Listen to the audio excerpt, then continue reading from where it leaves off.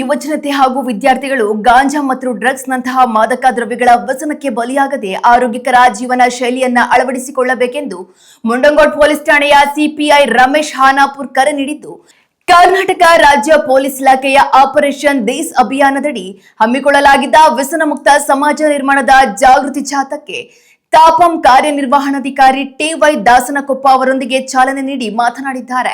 ಪಟ್ಟಣದ ಪ್ರಮುಖ ರಸ್ತೆಗಳಲ್ಲಿ ಸಂಚರಿಸಿ ಸರ್ಕಾರಿ ಪ್ರಥಮ ದರ್ಜೆ ಕಾಲೇಜು ತಲುಪಿದ ಈ ಜಾಗೃತಿ ಜಾಥಾದಲ್ಲಿ ಮಾದಕ ವ್ಯಸನವು ದೈಹಿಕ ಹಾಗೂ ಮಾನಸಿಕ ಬದುಕನ್ನ ನಾಶಪಡಿಸುತ್ತದೆ ಎಂದು ತಾಲೂಕು ಆರೋಗ್ಯಾಧಿಕಾರಿ ಡಾಕ್ಟರ್ ನರೇಂದ್ರ ಪವಾರ್ ಎಚ್ಚರಿಸಿದ್ದಾರೆ. ಈ ಕಾರ್ಯಕ್ರಮದಲ್ಲಿ ಪಿಎಸ್ಐ ಮಂಜುನಾಥ್ ಗೌಡ, ಕಾಲೇಜಿನ ಪ್ರಾಚಾರ್ಯ ಪ್ರಸನ್ನ ಸಿಂಗ್ ಹಜರೆ, ಪೊಲೀಸ್ ಸಿಬ್ಬಂದಿ ಹಾಗೂ ನೂರಾರು ವಿದ್ಯಾರ್ಥಿಗಳು ಉತ್ಸಾಹದಿಂದ ಭಾಗವಹಿಸಿದರು.